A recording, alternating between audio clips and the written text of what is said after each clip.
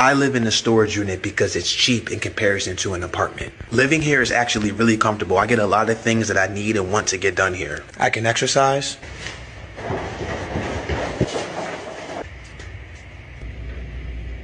I can use the bathroom.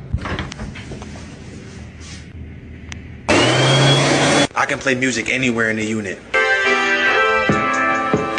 It's climate controlled in here, so it's nice and warm. This unit is 24 hours, so I can come here anytime I want, stay here as long as I need to. We can take naps if we need to and go to sleep. So this is our living space. Very, very grateful to have this space. The next goal is to get an RV. The next goal after that, tiny home. And if we want to eat, I just cook right out front.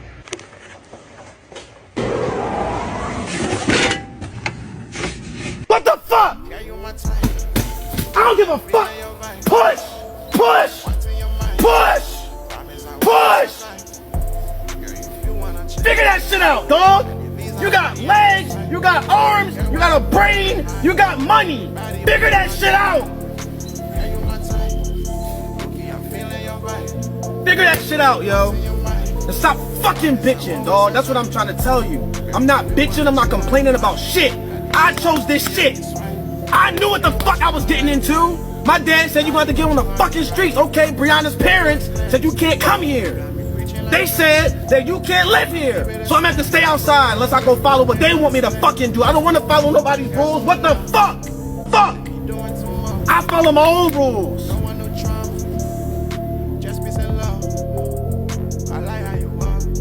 I follow my own rules. I do what I want to do out of my life. I don't cross nobody's boundaries. I don't hurt nobody. I just want to do what I want to do. And I ain't gonna hurt nobody. If anything, I'll hurt myself. And I'm done doing that too. Shalom, Israel. First and foremost, I would like to give all praises, honor, and glory to Yahweh, Bahashem, Yahweh Shai, Bahashem, Rakah, Quadash, and the sincere salutations to the hopeful elect, and also a healthy shalom to the few Akwath who are listening and learning. Lord's willing, this lesson be edifying. And I would like to start off this lesson with the definition of resilience. It reads, resilience is the ability to adapt well in the face of adversity, trauma, tragedy, threats, or significant sources of stress. It's about bouncing back from difficult experiences and maintaining psychological well-being, even when faced with challenges. Resilience is not the absence of struggle, but rather the capacity to cope with hardships and recover. And, you know, there's a lot of resilient people in this world. None more so than Jake. And people come up with creative ways in order to maintain, in order to stay afloat, okay? Stay afloat in a situation where they're drowning. And this Jake in the clip, you know, was a example of, you know, trying to stay afloat, just like many other Americans, all right, are putting aside their pride to, you know, live in storages, live in their vehicles, you name it, they're trying it, all right? But this is not winning season, okay? We're not in winning season, all right? Matter of fact, let's grab Ecclesiastes 3 and verse 1. It reads, to everything there is a season, a time to every purpose under the heaven. All right, let's jump down to Ecclesiastes 3 and 6. A time to get, a time to lose, a time to keep, and a time to cast away. Right, and we're in the time of a loss, okay? The time of a loss. whether it be a loss of life, a loss of shelter, a loss of finances, a loss of provisions, you know, and ultimately all the loss equates to judgment, okay, from the hands of the Heavenly Father, Yahweh Ba'ashim Yahweh Shai. And all these people trying to tread water, it's only going to lead to one thing, all right, them sinking and losing it, all right, because just like the clip that I played with the Jake, when you have nothing to lose, you lose it, okay? The young folks call it crashing out. And you're about to witness millions and millions of people crash out at the same time, all right? So from here, let's grab this video with Big Ward. Always been like that. Again, the difference between now and normal times is that now it's millions of people all at once at the same time experiencing the same trouble. Not a couple of hundred people here, a couple of hundred people in Minnesota, 1,000 people in New York. No, now we talking millions.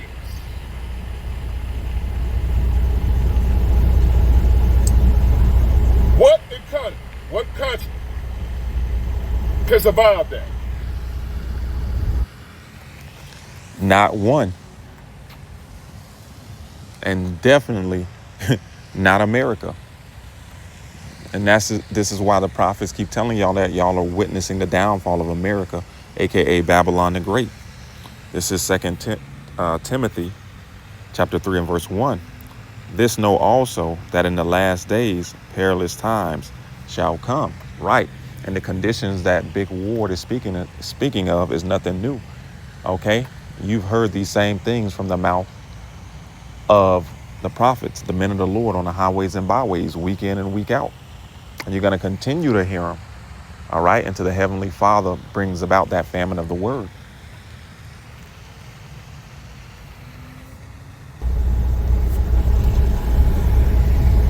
How can you keep peace in a situation like that? How is a country going to stay peaceful when millions of people are losing everything they ever had at the same time? And the answer to that question is there will be no peace. Thus saith the Lord, Yahweh Ba'ashim Yahweh Shai. Let's grab it. This is Matthew 10 and verse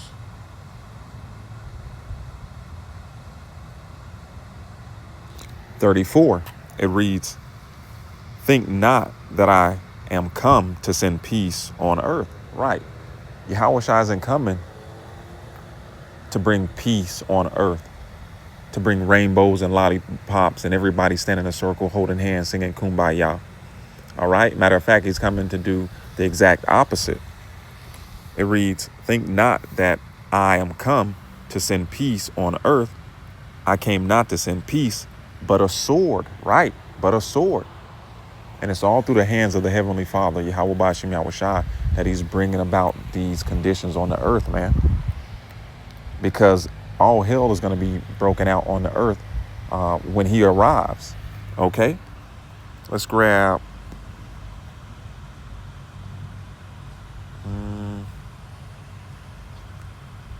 Luke chapter 12 and verse 49. It reads, I am come to send fire on the earth. And what will I if it be already kindled? Right. So the earth is going to already be in a chaotic state. All right. That day of doom that is spoken of in the scriptures. Okay. When he cracks the clouds. So let's get back to the video.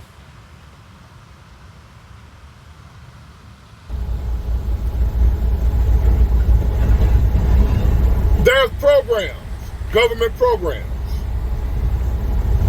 that I remember when I was a child, my mom going to to help you pay your light bill, under, what you call it, underprivileged, low income places. Outreach program where you can go get your light bill paid, help. You can go to Salvation Army and get stuff. You can go get help with your rent, whatever. And I was watching story after story, article after article, news story after news story of people that's going to those places now to get help, and they don't have it no more. They don't have any funds anymore.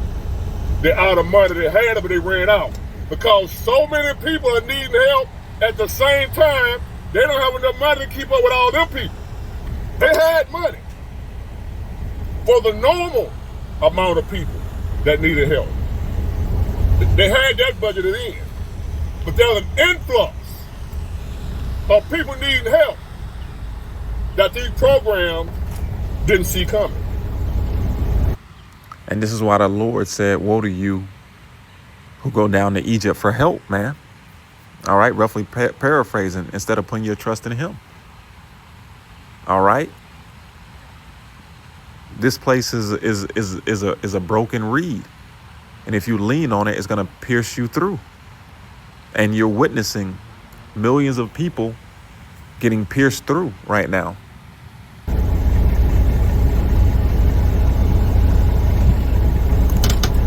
Woo! The man say, I ain't got time to be patient, big boy. Quick question. It might sound like a simple question. You should know the answer to that, big boy. Quick question. When you got millions of people losing their homes at the same time, millions of people losing work at the same time, that means a job that's gone. If a person lose a job, that means a job is gone. It ain't being replaced, it's being lost. So, million people, that's a million jobs that million other people can't get. So now, they're losing homes, millions, jobs, millions.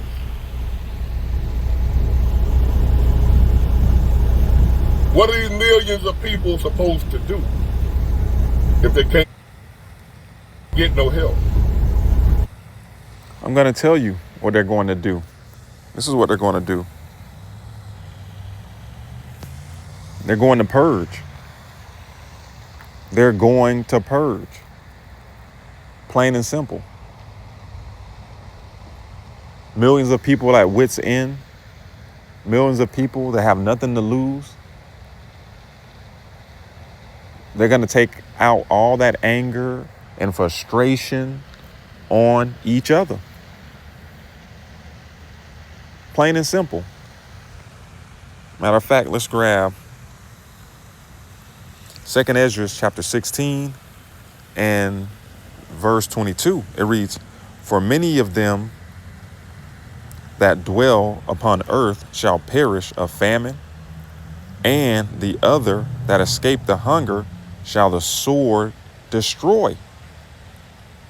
And the dead shall be cast out as dung, right, as feces. And there shall be no man to comfort them, for the earth shall be wasted, and the cities shall be cast down. Yeah, this is exactly what's going to happen to these cities, man. Exactly as it is written, so shall it be done.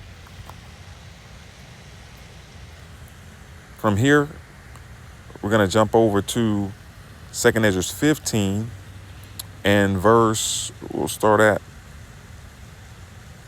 18.